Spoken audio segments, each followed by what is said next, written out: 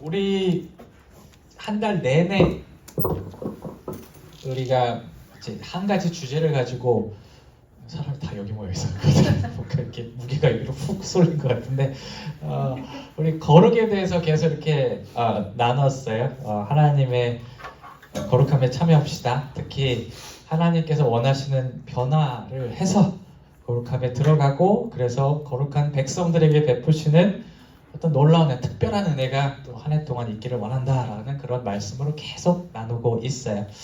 지난 몇 주간 나눴던 그 말씀의 연장선상에서 우리가 오늘은 그렇다면 하나님께서 원하시는 변화가 무엇입니까?에 대해서 잠시 시간을 나누고자 해요. 특히 이제 하나님께서 우리를 하나님의 영역으로 이렇게 부르실 때 뭔가를 이렇게 변화하기를 원하시는데, 뭐 교회로 부르시기도 하시고, 뭐 말씀을 통해서 우리 마음을 끌어당기실 때 뭔가 이루기를 원하시는 그런 변화들이 있는데, 과연 그것이 무엇인지에 대해서 한번 생각해 보고자 해요. 먼저 하나님께서 원하시는 변화가 무엇일까라는 질문의 대답은 하나님이 원하시는 게 뭘까를 유추해 보면서 찾아낼 수가 있을 거예요. 왜 그렇죠? 우리도 그렇잖아요. 뭔가 이렇게 변화를 주고 싶을 때, 뭐 우리가 데리고 있는 가족이라든지 아니면 같이 일하는 사람들이라든지 주변에 사랑하는 사람들한테 뭔가 이렇게 변화를 주고 싶을 때 우리가 싫어하는 거 하라고 하진 않잖아요. 다 우리가 원하는 방향, 우리가 어떻게 생각할 때 옳다고 생각하는 방향으로 변화를 이끄는 것처럼 하나님도 하나님께서 원하는 것을 중심으로 우리를 이끄신다고 우리가 생각해 볼 수가 있어요. 그렇다면 하나님은 도대체 뭘 원하실까를 생각해 보면, 여러분들 하나님은 어떻게 표현하시고 싶어요? 한 글자로. 그래서 하나님은 뭡니다 라고 얘기했을 때 하나님은 뭐라고 하고 싶어요? 사랑. 하나님은 사랑.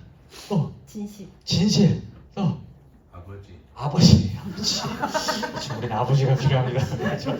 우리는 아버지가 필요해요. 아주 뭐라 그럴까, 무서운 아버지가 가끔씩 필요할 때가 있어요. 말 잘 들으려고. 그리고 또 아버지, 사랑, 진실, 이 모든 것들을 속성을 포함해 그 모든 것들을 다 감싸는 그런 속성 중에 하나는 우리가 사랑이라고 또 얘기할 수 있어요. 진실도 그렇고 진실되고, 우리가 아버지 되시는 그 마음, 진실을 주시려는 마음, 아버지 되시는 주시는 그 마음, 그 뒤에는 우리를 사랑하시기 때문에 그런 것을 줄 수 있다는 측면에서 하나님은 사랑이라고 우리가 표현할 수 있을 거예요. 실제로 요한일서 4장 16절에 보면 하나님에 대해서 이렇게 얘기해요. 우리 한번 읽어보시고, 되게 짧은데 시작. 하나님은 사랑이시라. 아주 짧아요.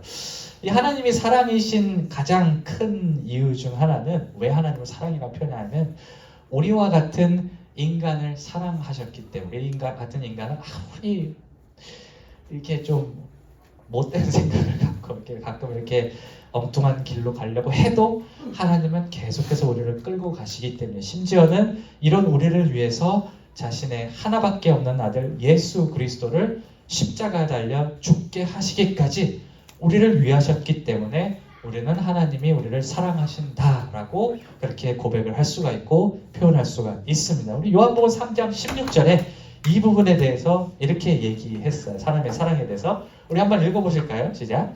하나님이 세상을 이처럼 사랑하사 독생자를 주셨으니 이는 저를 믿는 자마다 멸망치 않고 영생을 얻게 하려 하심이니라. 아멘.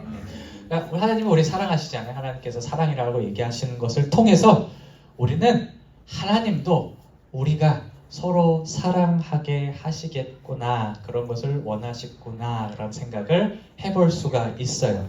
실제로 우리가 하나님께서 어떤 특정한 법을 주셔서 이스라엘 백성들을 자신의 사람들이 되게 만들었을 때 얘기했던, 지켜라 했던 것 중에서 제일 중요한 것 중에 하나가 뭐였냐면 이웃 사랑이었어요.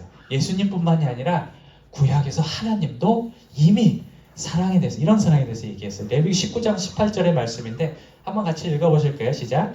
원수를 갚지 말며 동포를 원망하지 말며 이웃 사랑하기를 내 몸과 같이 하라. 나는 여호와니라. 아멘. 똑같은 얘기를 나중에 예수님이 하셨죠. 가장 큰 계명이 두 개가 무엇입니까? 라는 그런 질문을 들었을 때 하나는 하나님을 사랑하는 것이고, 하나는 이웃을 내 몸과 같이 사랑하는 것이다 라고 이렇게 얘기를 하셨어요. 우리 좀 힘들지만 성경 아직 한번 읽어보실게요. 시작. 예수께서 가라사대 내 마음을 다하고 목숨을 다하고 뜻을 다하여 주 너희 하나님을 사랑하라 하셨으니 이것이 크고 첫째 되는 계명이요 둘째는 그와 같으니 내 이웃을 내 몸과 같이 사랑하라 하셨으니. 아멘. 아멘. 우리가 서로 사랑하기를 원하시는 이 하나님과 예수님의 지대한 관심은 우리가 거룩을 얘기할 때 하나님의 구별된 거룩한 사람으로 살아간다는 게 단지 하나님만 보는 것으로 해결될 수 없다는 것을 의미를 해요. 뭐냐 하면 하나님을 사랑하는 것과 더불어 이웃 사랑을 할 때야 비로소 우리는 온전한 구별 혹은 거룩을 이룩할 수 있다는 것입니다. 간단히 말해서 거룩의 본질이란 혼자가 아니라 함께 하는 것이 그것이 거룩의 본질인 것이에요. 우리가 그 신약 성경을 찾아보면 예수님이 바리새인들하고 계속 이렇게 다투셨거든요. 이렇게 논쟁하시고 되게 뭐라고 막 그러시고 그런 장면을 찾아볼 수가 있는데 그 장면 속에서 가장 대표적인 장면 중에 하나가 뭐냐면 바리새인이 본인이 죄인으로 생각했던 세리와 따로 떨어져서 나는 이렇게 잘했습니다. 하나님 난 잘했어요. 저런 죄인과 같지 않고 잘 살았습니다라고 그렇게 자랑하면서 기도하는 장면 가운데 예수님이 뭐라고 막 하신 장면이 있거든요. 우리가 그 부분에 대해서 한번 또 성경 구절 하나 더 읽어보시겠습니다. 시작. 바리새인은 서서 따로 기도하여 가로되 하나님이여 나는 다른 사람들 곧 토색, 불의, 간음하는 자들과 같지 아니하고 이 세리와도 같지 아니함을 감사하나이다. 나는 일에 2번씩 금식하고 또 소득의 11조를 드리나이다 하고. 아멘. 이 장면에서 바리새인이 1차적으로 잘못한 게 뭐냐면 나는 죄인이 아니다라고 착각한 게 그게 잘못한 거예요. 율법을 잘 지켰기 때문에 내가 헌금을 많이 했기 때문에 예배 잘 나왔기 때문에 나는 의로워졌습니다 라는 게 잘못되었다라고 예수님께서 지적하시는 거예요. 그 부분에서 14절에서 이렇게 지적을 하거든요. 한번 읽어보실까요? 시작. 내가 너희에게 이르노니 이 사람이 저 사람보다 의롭다 하심을 받고 집에 내려갔느니라. 아멘.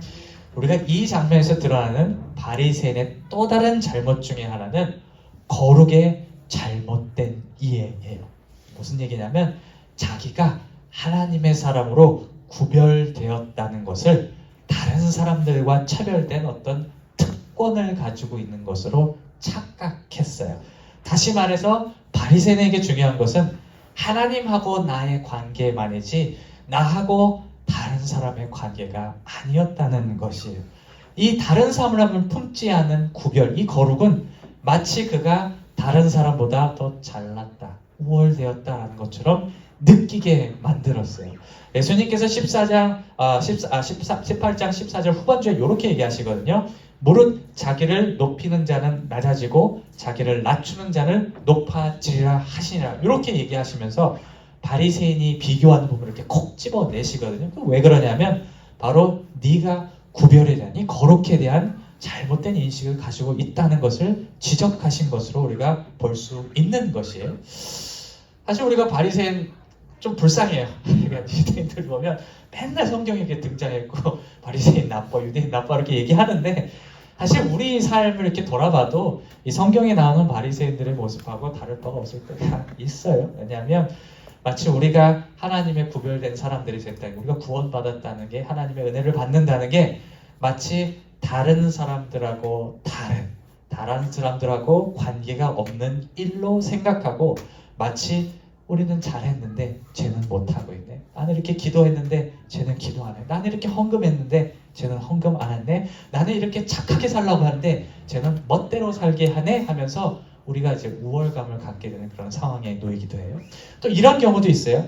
남이 뭘 하든 나만 예수님 잘 믿으면 되지 라는 그런 생각을 가지고 있을 때 남들이 뭐라 그러든 그냥 나만 거룩한 사람이 되면 괜찮은 거냐 라는 그런 생각을 가질 때가 있어요. 제가 옛날에 사진 하나 보여주시겠어요? 제가 요런 그 사진 보여드린 적이 있는데 혹시 기억하세요? 이게 뭔지 아세요?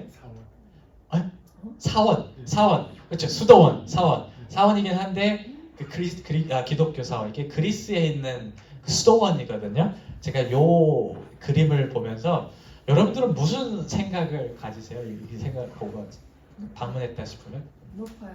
높고 또 이게 저는 건축물에 어떻게 저런 걸 줬을까?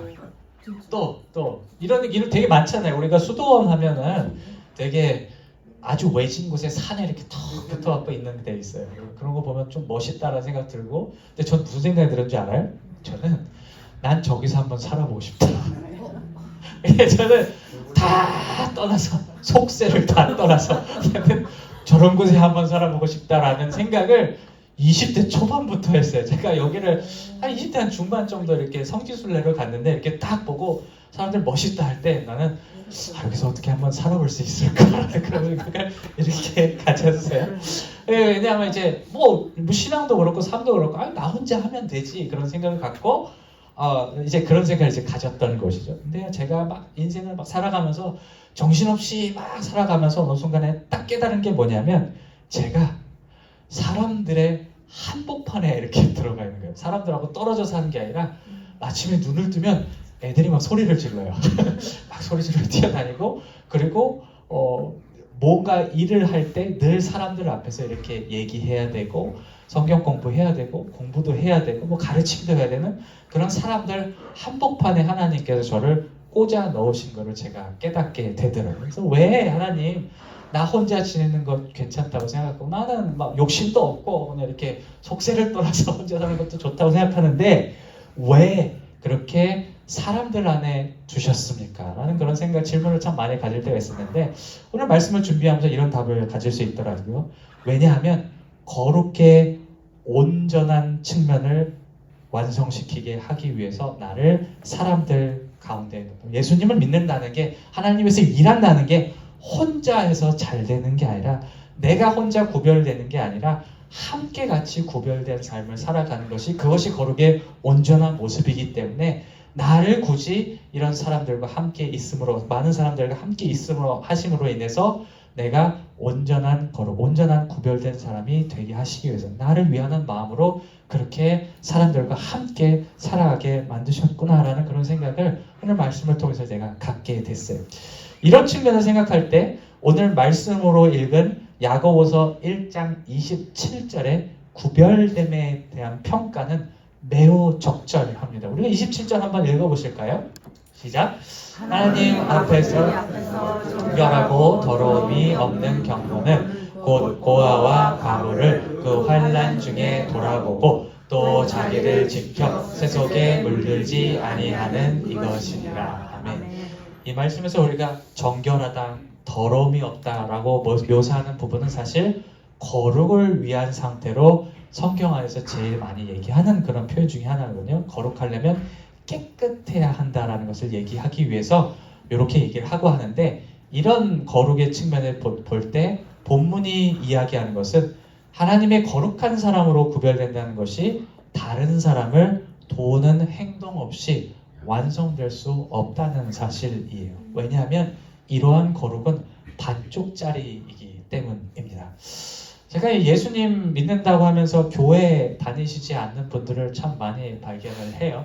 그러니까 말씀을 나눌 그런 찬스도 기회도 상당히 많았고 어렸을 때부터 많은 얘기들을 이렇게 하시더라고요. 많은 얘기 하시는데 진짜 안타까운데 많은 이유 중에 하나가 뭐냐면 내가 교회 나가면 상처받아서 내가 교회 나가면 못 볼 것을 봐서 내가 교회 안 나갑니다. 라는 그런 말을 하시는 분들이 꽤 많더라고요. 또 어떤 분들은 아니 믿음이 혼자 그냥 예수님 잘 믿고 구원받으면 되는 거 아니에요? 라고 얘기하면서 반문하는 사람들도 있어요. 저는 이러한 이유들을 뭐 비난하거나 비하할 생각이 전혀 없습니다. 오히려 반성하는 차원에서 들어야죠. 새겨 들어야죠. 그럼에도 불구하고 저는 이분들에게 이렇게 얘기하고 싶어요. 그런데도 불구하고 우리가 혼자가 아니라 교회에 나와서 혹은 믿는 사람들과 함께 신앙생활을 할 신앙적인 성서적인 이유가 분명히 있다라고 얘기해 줄 수 있어요. 뭐냐 하면 믿는 사람들의 공동체는 거룩이 완성될 수 있는 공간이기 때문이에요.